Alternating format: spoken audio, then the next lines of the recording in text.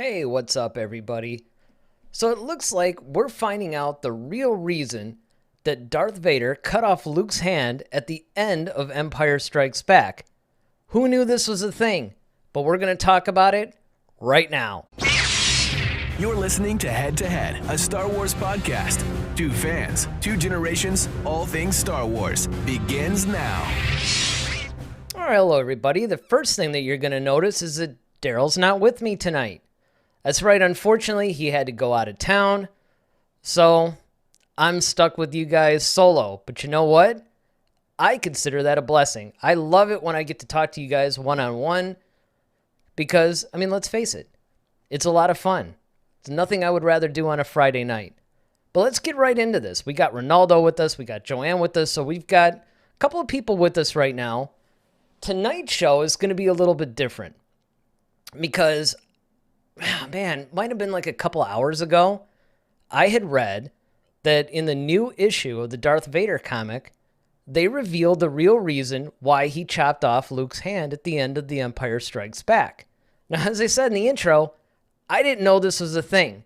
I think all of us assumed that he did this simply because it was a tactical decision, right? They're doing this whole lightsaber duel and everything, and then he ends up cutting off his lightsaber hand, and that put him in a bit of a position to where he can then talk to him and say, hey, now I'm going to try to convert you to the dark side or whatever. But it turns out that the real reason why he did this was because he was trying to use the pain and everything of him losing his hand to then fuel his anger and his hatred and all that other stuff so that he can more easily turn him to the dark side. So, again, Daryl wasn't able to be with us tonight, but I did not want to go yet another Friday night without a show. We did one last Friday, but we couldn't make it on Monday. And again, I want to keep doing these things because there's nothing that I love to do more than to just talk to you guys on a Friday night about Star Wars. So tonight, I thought what we could do is we could actually steer this discussion a little bit towards the dark side of the Force and what basically tactics that you can use to convert somebody to the dark side of the Force. Because after all, this is something that's surprising. Like I said, I don't think anybody actually ever thought that Vader did this for any other reason than a tactical decision. So I want to know what you guys are thinking, though. Ronaldo, I know that you're out there. Anybody else that's out there wants to chat live, I'll just get some things started. Like I said, I don't think this is going to be like a super long show or anything, but what I love about this whole Star Wars comic book series, particularly the Darth Vader series, is that we're learning a lot more stuff about what's happening between a lot of the movies. And, of course, it's also filling in a lot of the gaps in the sequel trilogy. Because one of the big criticisms that everybody has about The Rise of Skywalker, especially, but even The Last Jedi and The Force Awakens, is that, of course, because there wasn't really a plan, which, by the way, J.J. Abrams confirmed that finally in an article that came out like maybe a day or two ago, where it was kind of like, hey, kind of wish I had a plan when I went into this. And yeah, I think all of us are thinking the same thing. We wish you had a plan too. Because the problem with not having a plan going into the sequel trilogy is that it isn't just, okay, there's a trilogy of movies that maybe didn't work out so well. This is an actual franchise-defining trilogy. This is what happens after Return of the Jedi. And a lot of people were really wanting to see this. And by them just kind of going into it without really having a plan, they ended up creating a lot of plot holes. And I think what's happening is the people that are doing the comics now, the books, and even to a degree, I think a lot of these TV series that you're going to see coming out, I think what they're going to try to do is maybe fill in some of the gaps. Remember, I had said that what they're going to do is try to do a soft reboot of the sequel trilogy. They're not going to remake 7, 8, and 9. I think what they're going to do is they're actually going to go in and they're going to just tell like maybe 5, 10, 15 years worth of stories through all these Disney Plus series And they're going to steer things in such a way that I think we're going to see that they're just going to basically go in a direction where it's not really rebooted, but you almost don't need the sequel trilogy. You know what I mean? It's kind of like they can go off and do some things that in a story direction that they could just kind of go off and, do whatever. But again, I think that what they're trying to do now with the comics and everything is fill in some of these gaps. First of all, how Palpatine came back. And they're doing that a little bit with this latest Star Wars Darth Vader series, where they're basically having Vader visit Exegol and everything. And I think that, again, I haven't really read this issue, but I think what they're trying to do is they're trying to explain how Palpatine could have returned and what he was doing from the end of Return of the Jedi all the way through when we see him again in The Rise of Skywalker. So what I'm thinking, though, is with the dark side of the Force in particular, and we're learning a lot about that through these comic series, I think what you're going to see is much how we've gotten a lot of explanation from Yoda, from Obi-Wan, from all these guys about the light side of the Force. If you think about it, we really haven't gotten a whole lot of information about the dark side of the Force. The dark side of the Force has been somewhat shrouded in mystery. Not so much about, okay, we have to stay away from it, we know it's bad, we know it could destroy you, but the nature of it, how it works, not only how you get into it, but how you sustain it, because it's a really big balancing act between getting all this power, but yet not letting it destroy or consume you. And I think that that's an important point. And again, Vader ends up using a tactic in order to help turn Luke toward the dark side. Because if you remember, he cut off his hand towards the end of that duel in Empire Strikes Back, and then he reveals that he's his father and that he wants him to help him, overthrow the Emperor. And it's at that point that he starts trying to turn him to the dark side. And so what this comic book is trying to say is, hey, pain, anger, hatred, it's kind of reinforcing those ideas. And I think that that's a really interesting thing. But my question to you becomes, do you think that this is good that we keep getting this information through comics and everything? Or do you think that this is kind of a cheap attempt to explain away some of the plot holes in, in the sequel trilogy? Now, Ronaldo starts us out. He says he's 90 years old, he says, maybe it's just me, but I think this is just Greg Pak, the writer of the comic, doing something much more poetic than it really is.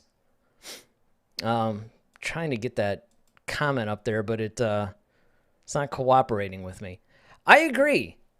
I think that it's probably them just trying to do something a little bit cooler, and maybe, like you said, a little bit more poetic.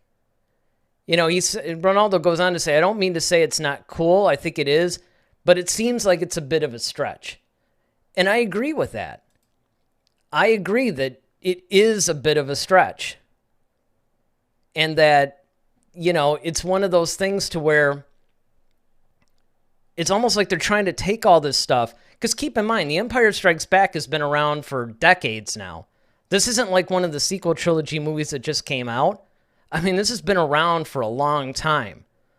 So, yeah, I think that this is one of those things where what they're trying to do is they're trying to explain stuff away, and they're trying to maybe put more meaning into it than what it really is. Because, let's face it, one of the biggest problems with the whole franchise right now is the fact that they went into it without a plan, and they're paying the price. And the problem is it's like a domino effect, because when they did that for episodes 7, 8, and 9, it's really affected everything canon-wide. And I think that that's the biggest problem that you face when you do something like that. Like I said, It's not just like a normal trilogy of films and, okay, we went in without a plan, whatever, because normally those would be just self-contained movies. But this is far beyond that. I mean, you're dealing with a franchise that has like a 40-year history. Not to mention the fact that it was anticipated by everybody. Ronaldo also says, by the way, can you imagine how many years ago J.J. Abrams wanted to say that? You know, I wondered the same thing. I wondered the exact same thing. I wonder if J.J. really, because if you think about it, he has taken so much heat for the lack of planning. Because remember, he did the first film and then he did the final film in that trilogy. And don't forget, he wasn't originally supposed to do the final film in the trilogy. That was supposed to go to Colin Trevorrow. And if you look at the way that Colin Trevorrow originally set it up when he was going to make his Duel of the Fates movie, which would have been vastly different than what we got in The Rise of Skywalker, you know, it was going to be just one of those things to where it still was without a plan. Don't get me wrong. It was still without a plan. There were still issues with it, but I think that it would have been a little bit lessened if he had been allowed to make the movie he wanted to make. Because what happened is that when Kathleen Kennedy, for whatever reason, turned against him, and they brought JJ back, now JJ's like, great, now I have to figure out what I want to do. And that's why everybody was thinking, oh, he went back and retconned The Last Jedi. Well, not necessarily. If you actually go back to The Last Jedi, you'll see that what JJ was doing was trying to tie up some of those loose ends. He was trying to explain some things. Now, again, they did go through and they did do a lot of things like with the whole dyad and the Force, and it's kind of like, okay, I'm going to hand off a lightsaber to you, and you're going to be able to pick it up like, you know, light years away or whatever. I mean, that was getting a little bit ridiculous. At first, I was able to kind of hang with it. Like when they were bringing it up in episode 8, The Last Jedi.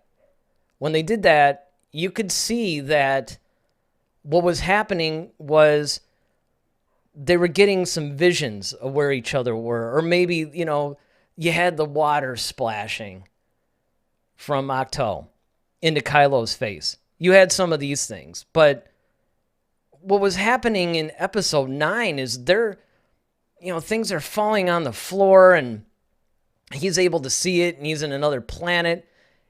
Basically from his ship, he's able to reach out and grab her necklace when she's on some planet. I mean, it was getting a little bit crazy. And I think that even though I know what they were trying to do, the problem I think with the sequel trilogy was they didn't have enough setup time for all these grandiose things that they were trying to put forth to us. You needed a lot of explanation. You needed some setup. You needed a little bit of context in order to introduce some of these concepts. Because you had Luke, for instance, when he was basically force projecting himself onto Crate, that was a little bit different because we have context for Luke's power. Granted, we didn't get to see him training. We didn't get to see all that stuff, but you get it, right? I mean, you have Luke who is coming up in A New Hope. He's getting a little bit more powerful in Empire Strikes Back. Then by Return of the Jedi, you saw his powers basically increase by a lot. And it's assumed that after 30 years, this guy who ends up being basically the grandson of the Force is going to probably be pretty powerful. That's a given. But with these newer characters like Rey, a lot of things were happening in a very, very short period of time.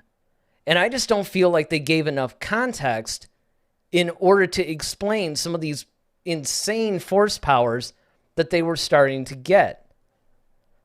But again, I know there are some people who actually think that they should have been able to do even more. But those are just some of the things that bothered me. And again, when it's coming to this comic now where you have Vader cutting off his hand, I get it. In a way, it's a little bit of a stretch. It's a little bit poetic, but I can almost see that. Now, I don't necessarily think that this required any explanation. In fact, when I read this whole thing, I was really shocked when it was like, okay, Darth Vader's finally revealed why he chops off Luke's hand. Maybe it's me. I don't necessarily think that that was a question on anybody's mind. I don't think that anybody was sitting there going, wonder why Vader did that. Because it seemed like it was a tactic in battle. And even if you wanted to read a little bit more into it, you could do that. But I don't know. I just think that there's a little bit of an issue when you do things like that, because if you try to over-explain things, you're going to, again, trap yourself into possibly, like I said, painting yourself into a corner in the canon. These comments aren't working for me today. All right, I'll just read them. So Ronaldo says, I have no problem with them adding things to the lore, but I think there are also times when it is better to leave the lore in its current state. I cannot agree with you more on that statement. And actually, I think it's too bad I can't display that on here for some reason, because I think that you put that very, very eloquently. Because think about it. Nobody was really demanding any kind of an explanation for this. It's almost like they're trying to over-explain things now. They've gotten to the point to where they have to almost apologize for every move that they're making, that now they feel the need to almost over-explain things. And at some point, you just have to know when to leave well enough alone. I liken it to when you're a musician, which I happen to be, and you're recording a song. And you start thinking, man, maybe if we had another, like a clean channel guitar part, or maybe if we put an acoustic in there, or, maybe if we had a keyboard thing, or if we put strings in. You know what I mean? You can just sit there and keep adding stuff and adding stuff. Eventually, you just have to say, you know what? The song's done. Let's just mix it and release it.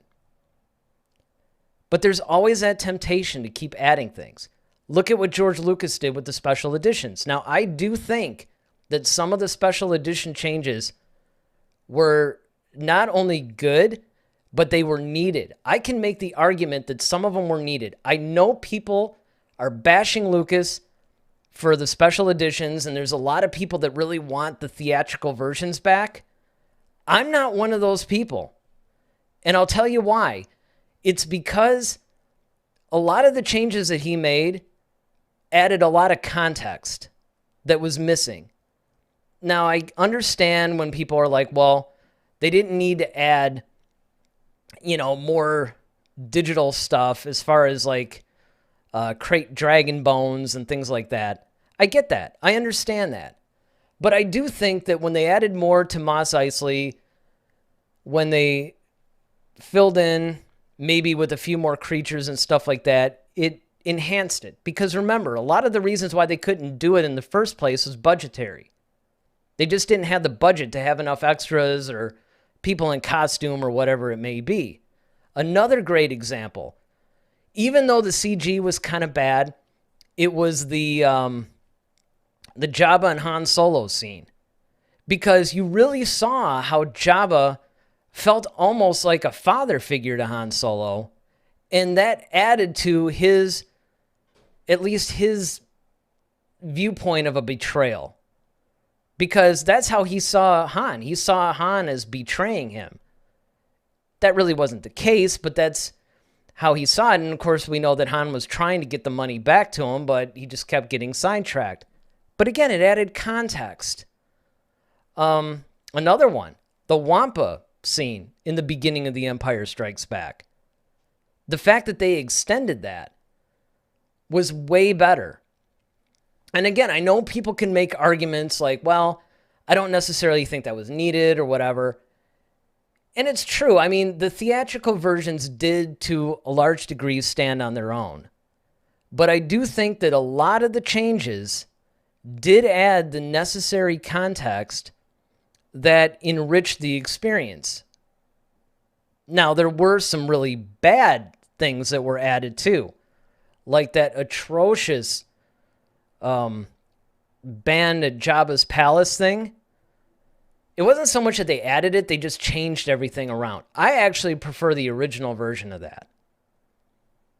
I mean, it was just so totally horrible what they did. And to be honest, I don't know about you guys, but it took me out of the movie a little bit, which is impressive considering I'm such a big fan of the film. But then at the end, when they changed the whole Ewok music, I kind of liked the Yub Nub song. But what I did also appreciate was the fact that they went through all the familiar planets. Coruscant, Tatooine, and, well, let's see, where else did they go? They went to a bunch of the different planets that we had seen and showed them celebrating the fall of the Empire, which, again, I thought added really good, much-needed contrast to the thing. Ronaldo's got a couple more comments. Well, first, Joanne says, Vader cut off his hand as part of the battle. Yes, Vader cut off his hand as part of the battle. But apparently what they're saying now is that he also did that because he wanted to convert Luke to the dark side of the Force. And so by cutting off his hand, it caused him pain, which made him a little bit more susceptible to the dark side of the Force, which we're going to get to in a little bit here. Ronaldo's got some comments. He says, as a hardcore fan of DC and Marvel comics, these kinds of retcons or additions are very common. But there comes a point where it becomes tiring. And I think what it comes down to is, as a fan of any franchise, doesn't matter what it is, you just want to see the story locked. Because, especially if something's been around for a while, you want to be able to count on that. Like, okay, this is basically set in stone. I think the reason why they do that in comics is because it's so fluid and every generation is different. Even if you look at like Superman, right? You got the Bronze Age, the Silver Age, and so on. It's because they're trying to make these heroes reflective of the times. And because you want to make the comic books and the characters of those comics more reflective of the society in which we live, it makes sense that they retcon these things. The problem with Star Wars is more mythology. It's more fantasy sci-fi. It's basically meant to just be what it is. Now, granted, I know that, for instance, take The Wizard of Oz. They went and they've done some things like they created the Wicked play where it talks about it from the viewpoint of the Wicked Witch of the West. And there's things like that. But ultimately, I think what you have to look at is something like Star Wars needs to just be left alone.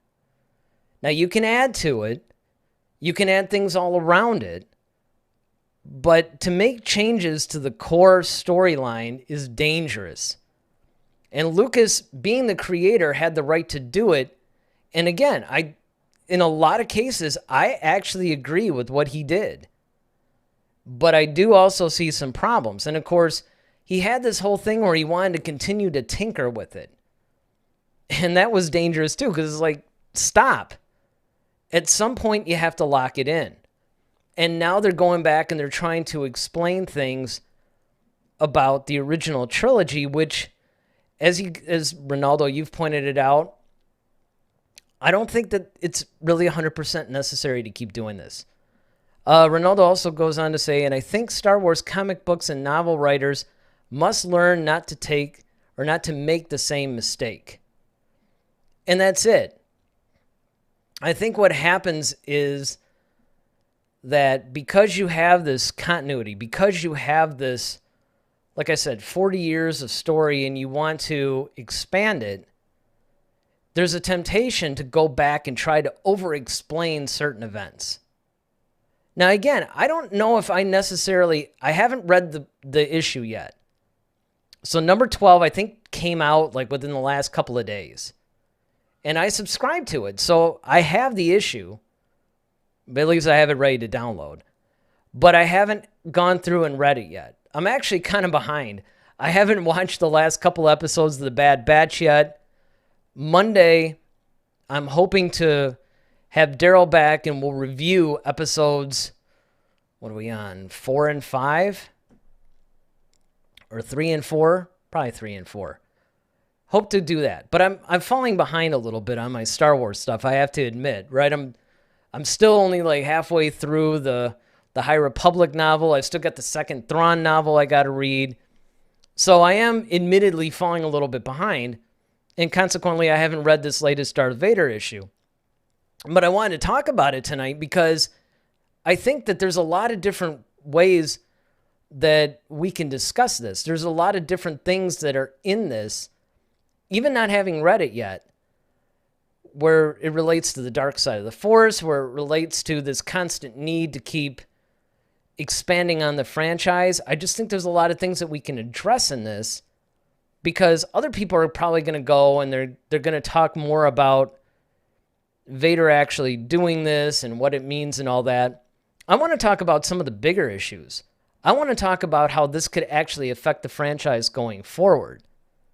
Because even though this seems kind of trivial, when you really stop and think about it, they're adding more to the dark side, to Vader's intentions, and I can't help but think that they're setting something up.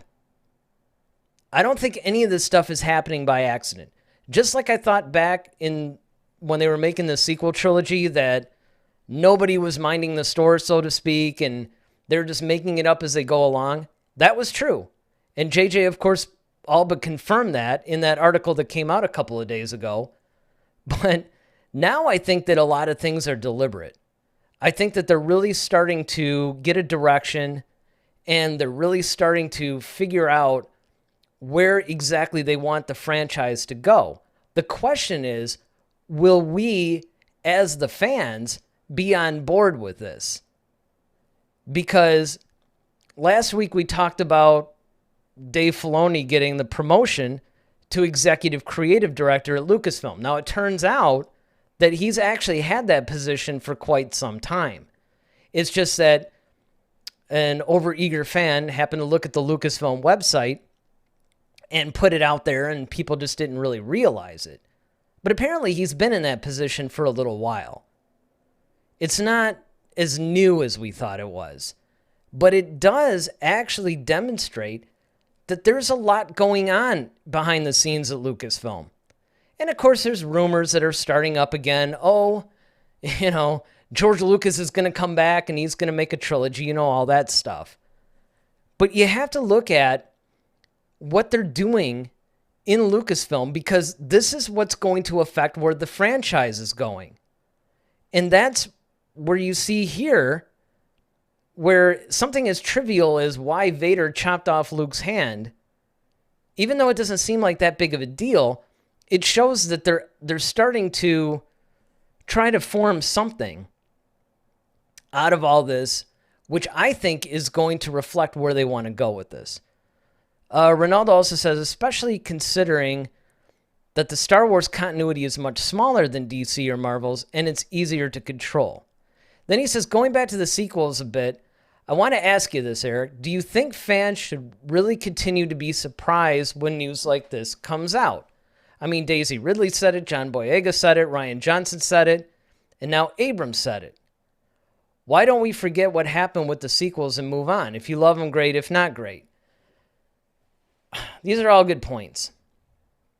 I think the reason why people keep talking about this is, first of all, it's different when the actors say it than when the people who are actually responsible for making it says it. The fact that J.J. Abrams finally came clean about this is a big thing. And the fact that Kathleen Kennedy and the powers that be didn't try to shut him down is also a big thing. I think what's happening at Lucasfilm is they're trying to say, hey guys, we kind of messed up. We realize that. We're going to try to make things right. Because you have to understand that it's really hard to trust these guys going forward when they keep telling you, oh, this next movie we're going to do is going to be so good. You guys are going to love it. Or this next project that we're going to do is going to be mind-blowing. You guys are going to love it. And then it comes out and we find a lot of things wrong with it. And then we find out it's like, do you guys even like Star Wars? Because with some of the decisions you guys are making, I'm not really entirely sure. And so I liken it to a little bit of controversy here. I liken it to the abused woman, right? Guy slaps the crap out of his wife or girlfriend or whatever. And he's like, you know what? I'm sorry, baby. I'm not going to do it again. I was just mad or whatever. And she goes, okay, fine. Then it happens again. And then it happens again and again and again. And each time, the woman's usually like, well, he had a rough day. Or, he's really a nice guy, but... And it's kind of like she's making excuses for him. Sound familiar? Then it comes a point to where the woman starts to go, I don't think that this is ever going to change. I'm going to leave. And this is kind of where Star Wars fans are. First, Lucas made the prequels. People were kind of disappointed about that. But being that we're Star Wars fans, we sort of made excuses for it. Other things happen in the continuity of Star Wars that doesn't really match up, but we find in-universe ways of making it work. We keep apologizing. Well, it's getting to the point now where I think Star Wars fans in general, and keep in mind, I like the sequel trilogy. I see the problems with it. I get that there are issues. I can tell you there are things about it that I hated. I'm thinking of the Canto Bight scene off of the top of my head. Look, I am not going to sit here as a Star Wars fan and tell you that every Star Wars thing that comes out is a marvel in filmmaking and amazing and the best thing that's ever been done. I'm not going to say that. But I will say that I'm pretty much a fan of everything that came out to varying degrees. And I like the sequel trilogy. I can see the problems, but overall, I liked them. I was satisfied. What I'm doing is I'm speaking for the fan base in general, not necessarily myself. But I can say that to a certain degree, you can only keep trusting people so much before you're finally going to go, I just don't know if I believe it anymore. Or you look at something like this and you're going, okay, well, now what are you guys doing? Because we don't have that trust. Remember, back when George Lucas was making all this stuff, he was the guy. He was the creator. You may not agree with everything that he did or every decision that he made story-wise, but you're like, you know what? He's the guy that made the series. He's the creator. He has the right to do whatever he wants. It's a little bit different, though, now because they're leaving this in the hands of all these people that we're not really sure what's going on. And even Lucas doesn't really like a lot of the stuff that's happened. Now, I will say that things like The Mandalorian, The Bad Batch, the final season of the Clone Wars, these have somewhat restored people's faith in Star Wars. And so now you have two camps. You have the Filoni and Favreau camp, and then you have the Kathleen Kennedy camp. And the problem is, there seems to be this internal thing going on at Lucasfilm, and I think that that's another reason why people are having a hard time moving on. Because we really don't know what's going on. It's something that Daryl said last week that I thought was brilliant. He was like, when did we ever care about the goings-on at Lucasfilm? We just waited till a movie came out and decided if we liked it, and if we did, great. If we didn't, we waited till the next thing.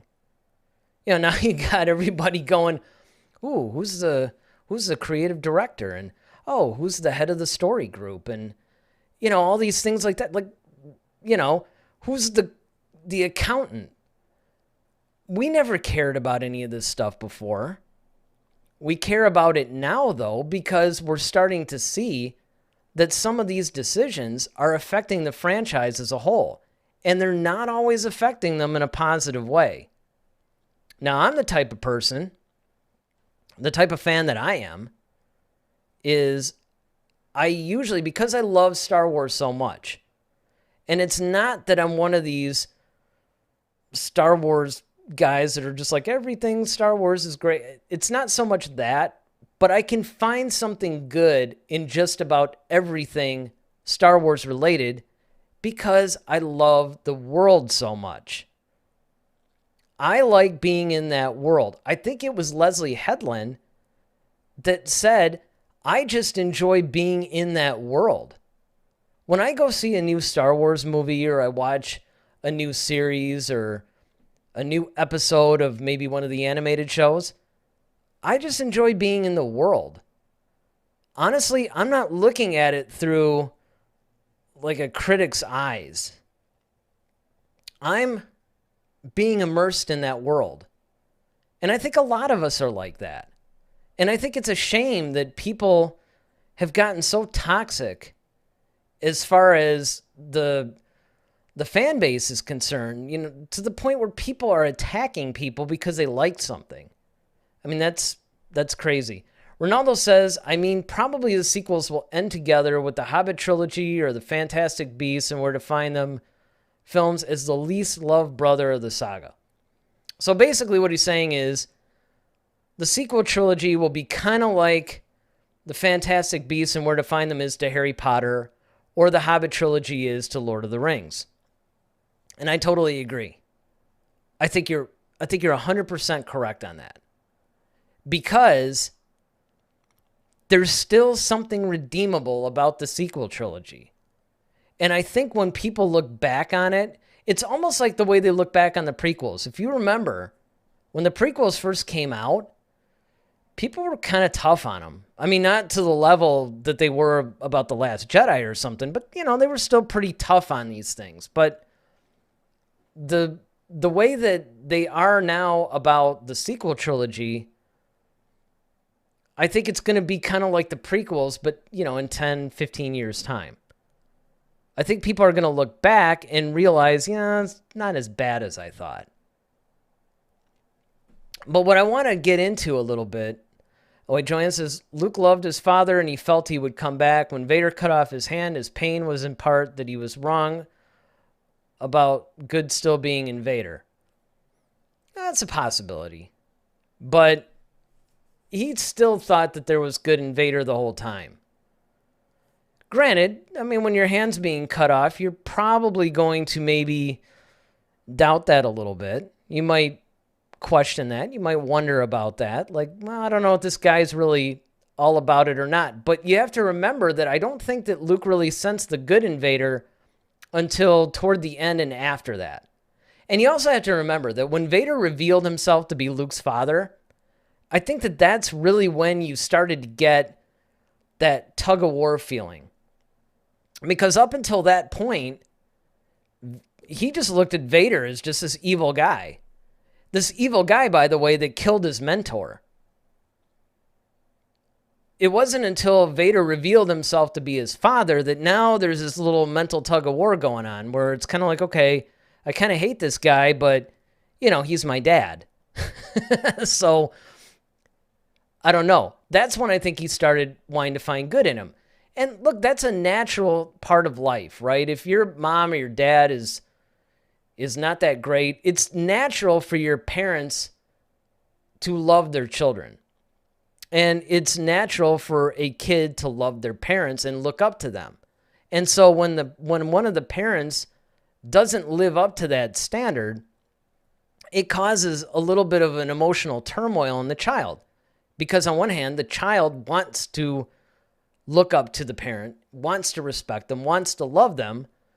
But, you know, if the parent's beating them or emotionally abusing them, it's a little tough. And it's like, yes, my mom or my dad or whatever is doing these things to me, but, and they start to make the excuses. And I think that that's what Luke is going through once he finds out that Vader is his father. Now he's starting to try to find that good in him. But I think later on, he realizes that there really is good in him. And remember, he was the only one that was really thinking that way. Because even Vader, well, not Vader, Even Obi-Wan and Yoda were, you have to face Vader. Now, you can make the argument that they kind of knew that because they never said that you had to destroy him. They said you had to face him.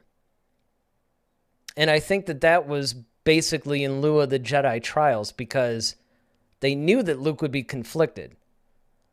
Very much the same way that Obi-Wan was conflicted when Yoda said he had to go face Anakin. It's like, well, I can't kill him. He's my brother. You know, it's one of those things where there's that conflict. Like, yes, they're doing something bad, but I can't bring myself to destroy them.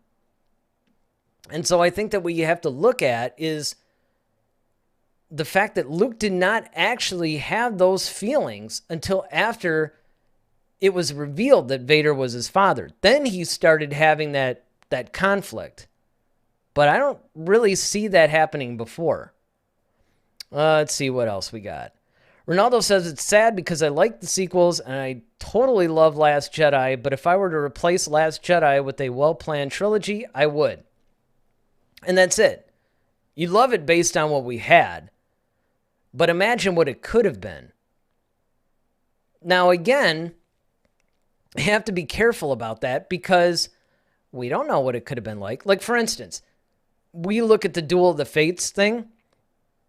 There's that script that came out, and you read the script, and you're like, well, this is awesome. This is what should have been episode 9. And the whole time, we did a whole show on that. And the whole time that we were doing the show, I kept repeating, yes, this looks good on paper, but you have no idea what it would have been like as a movie. It could have been totally screwed up. We don't know. We don't know if it would have been better. So we have to be a little bit careful about that. But I do agree that if they had, and this is what I've been saying the whole time, if they had just gotten the 3 directors in a room, J.J. Abrams, Rian Johnson, Colin Trevorrow, get those guys in a room, say, okay, here's the overall story arc that we want to tell. Okay, so 7 will start here. It has to end at this point. Whatever happens in between is up to you, JJ. Okay, Ryan, now you pick it up from there, and your movie's gonna end at this point. You can get us there any way you want, but you have to hit these beats. You have to hit these plot points.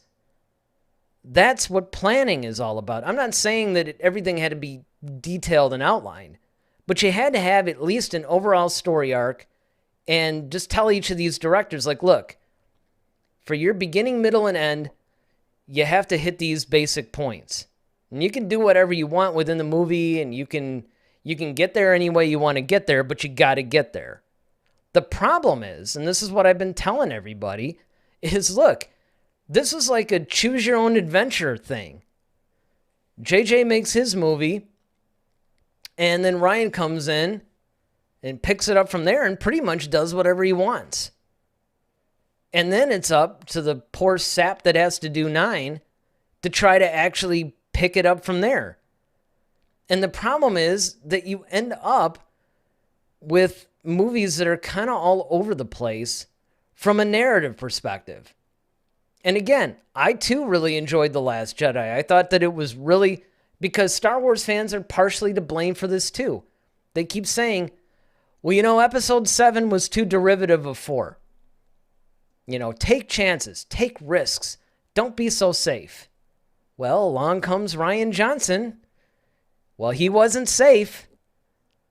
Maybe he was a little bit too risky. And again, I think that people would have been fine with The Last Jedi if he had handled Luke's character differently. I think that that was the big thing. I think that's the thing that really turned everybody against that movie, was the way he handled Luke. Yeah, there was a whole Mary Poppins scene with Leia, and there was a Canto Bight scene, and the way they handled Finn was criminal too. I still say they underutilized Finn completely in that trilogy, but again, these are all things that you could debate and nitpick or whatever. The big thing, though, was how they handled Luke. I think that if they had done that differently, it would have been a little bit better. Let's see. Ronaldo. Just out of curiosity, Eric, you lived the time of the prequels and the sequels, and the original trilogy, don't forget. In your opinion, which was worse? Which trilogy had the most hate from fans? That's a tough one. That's a really good question, Ronaldo, because the prequel trilogy had a lot. I think it had a lot more than what people remember.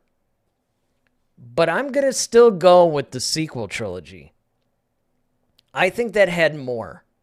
I think the sequel trilogy has gotten more hate because not only did it turn fans against Star Wars, but it turned fans against each other.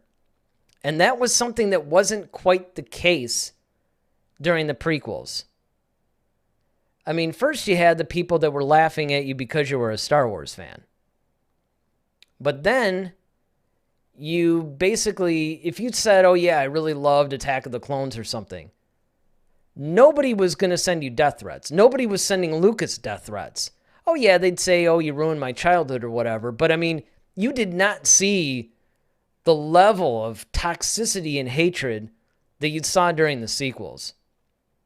But again, I think a lot of that has to do with the fact that the prequels were still made by the same guy that did the original trilogy. So there was that.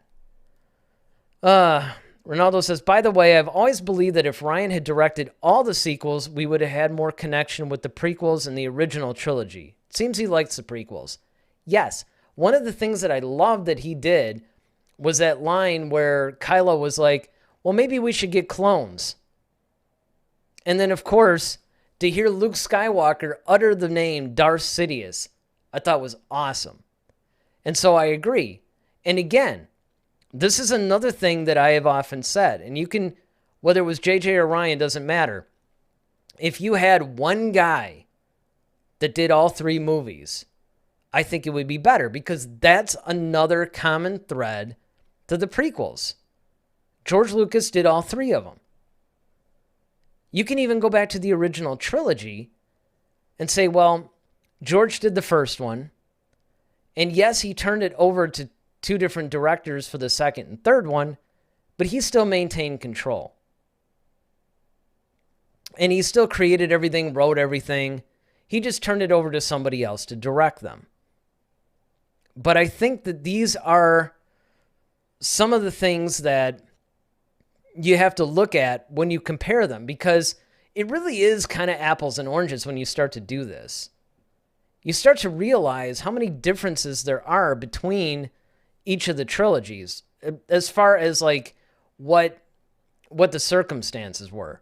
But I totally agree. If you actually had Rian Johnson, and he would have been my choice, believe it or not, because not only would he have connected those, but I think that he could have told a more cohesive story and that people maybe might not have hated him as much if he had been able to control the story for 7, 8, and 9.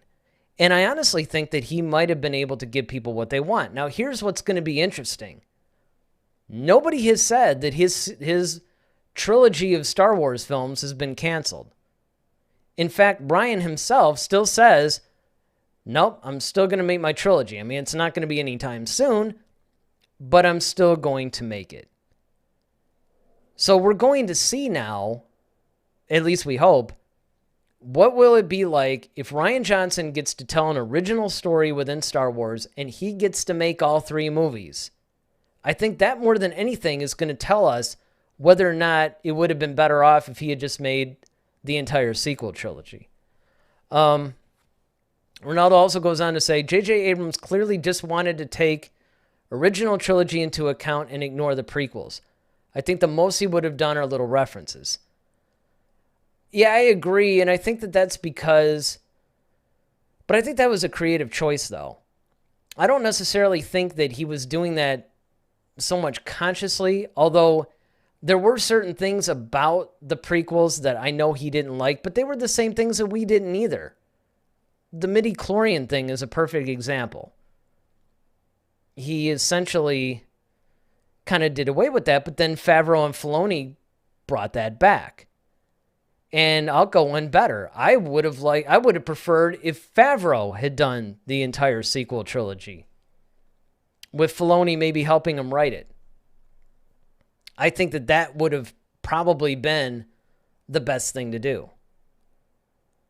But again, it's really tough to say because we really don't know.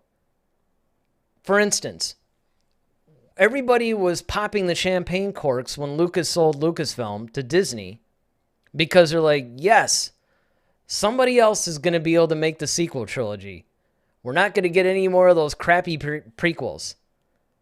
Then the sequel trilogy comes out and everybody's like, well, now we wish that Lucas had made the sequel trilogy. It's like, okay, guys, you're only saying that because now the grass is looking greener again.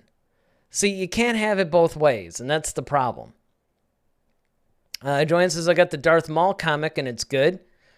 Okay, a little random, but yeah. The Darth Maul comic is good, but I think it's actually important to point out, too, that a lot of these comics are really good. I mean, right now, we're talking about this Darth Vader comic that just came out. And by the way, if you have not subscribed or bought single issues of this latest series of the Darth Vader comic, you're really missing out because it's really going into a lot of cool canon stuff. Basically, what's happened is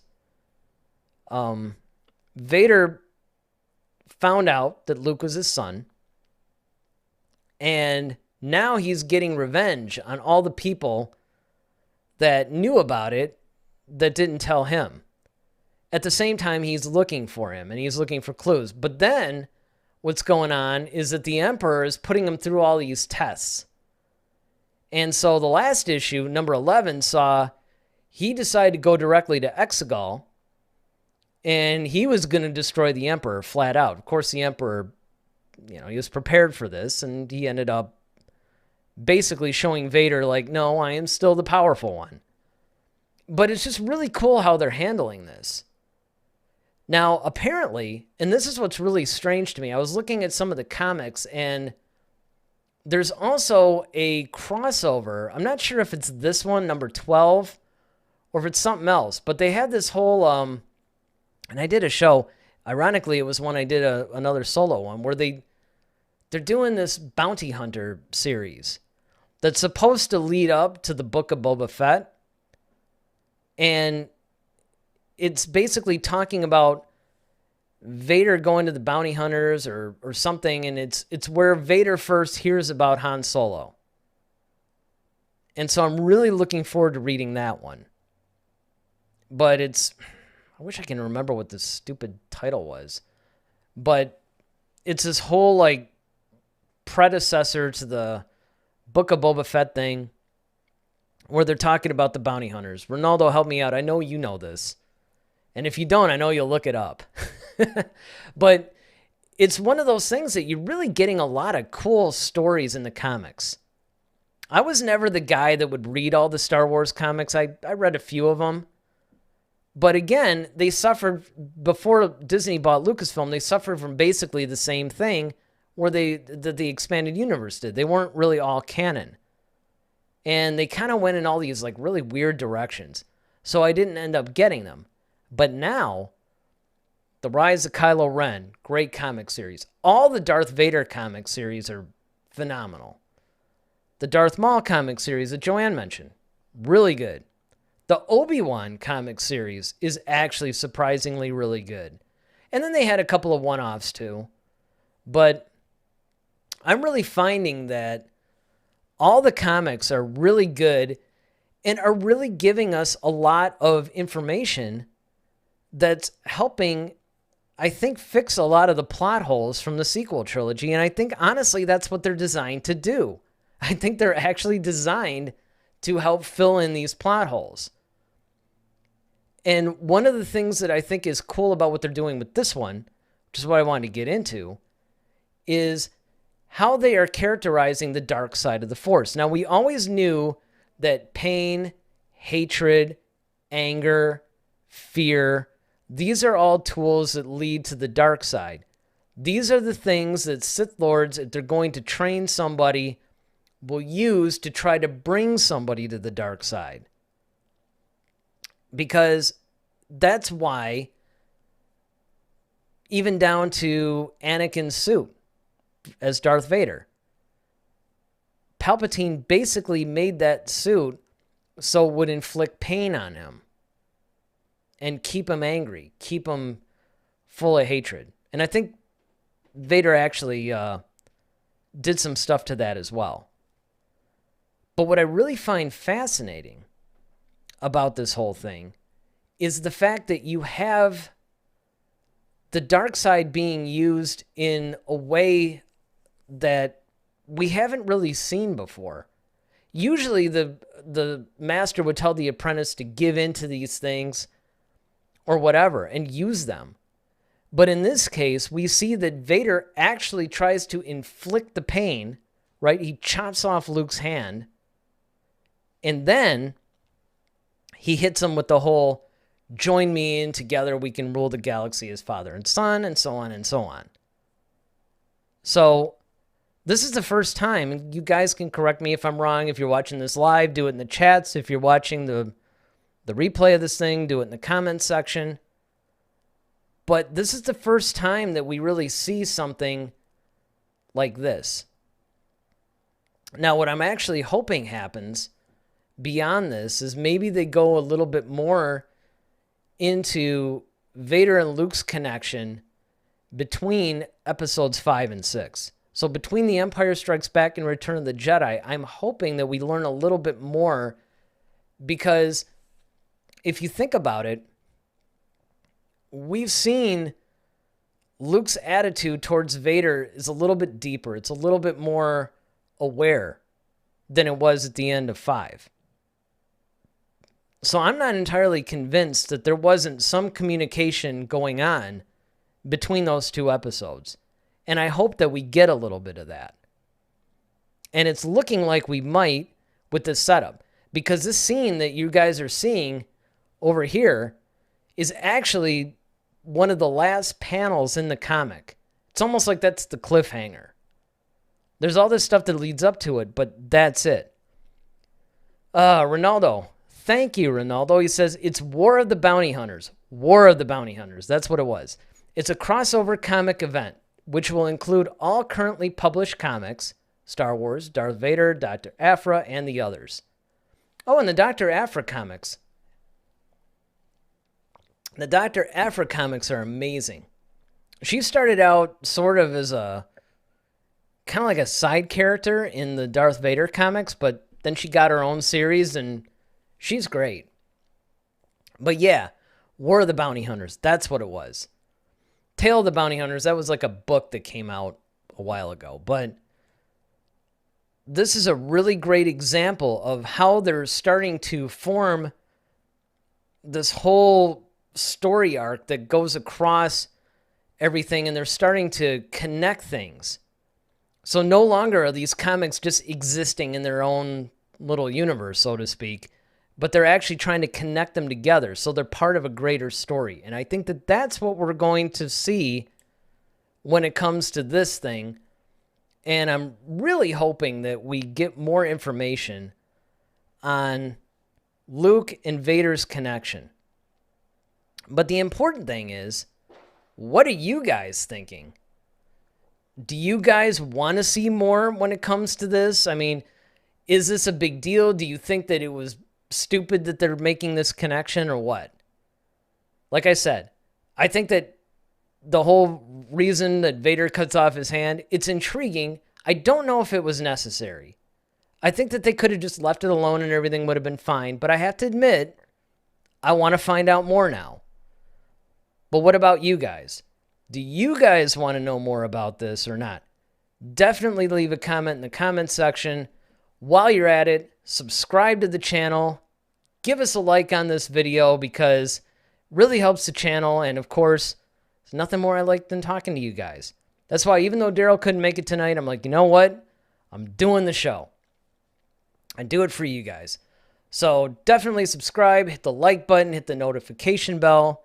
You guys can hit us up at Head to Head SW on Twitter or Instagram and Facebook, and you can also join our Facebook group, Head to Head, a Star Wars community. And if you're so inclined and you'd like to donate, buy us a blue milk. We got a buy us a coffee link right down in the comments section.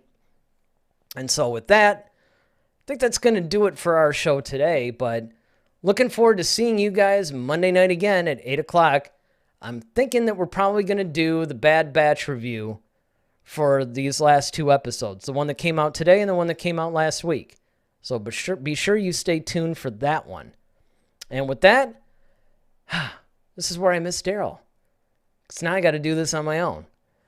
But hey, may the Force be with you guys always. Head to Head, a Star Wars podcast. Be sure to follow us on Twitter at HeadToHeadSW. Submit your questions for our next show. Visit our official website at headtoheadswpodcast.com.